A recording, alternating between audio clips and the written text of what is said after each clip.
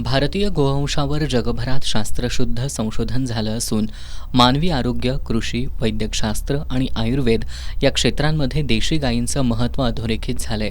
हिंदू धर्मात हजारो वर्षांपासून गायीला मातेसमान स्थान देण्यात आलं असून विविध संत, महंत तसंच राजे महाराजांनी ही परंपरा जपली आहे. स्वातंत्र्यानंतरही गायीला तिचा सन्मान परत मिळावा यासाठी देशभरातील 1200पेक्षा अधिक साधू संत प्रचार आणि प्रसार करतायत.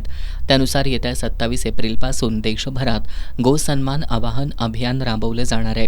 या अभियानांतर्गत गायीला राष्ट्रीय दर्जा मिळावा यासाठी राष्ट्रपती, पंतप्रधान, राज्यपाल, मुख्यमंत्र्यांना पत्रव्यवहार केला जाणार आहे.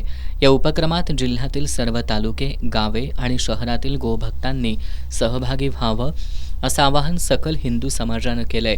तसंच जनजागृतीसाठी 20 एप्रिल रोजी शहरातील विविध मंदिरं, तालीम मंडळं आणि धार्मिक संस्थांच्या प्रमुखांशी बैठक आयोजित करण्यात आल्याचं यावेळी सांगण्यात आलं. पत्रकार बैठकीला दिलीप भिवटे, अशोक रामचंदानी, अमेय ढवळे, अरविंद शर्मा, सुचित हिरेमठ आदी उपस्थित होते.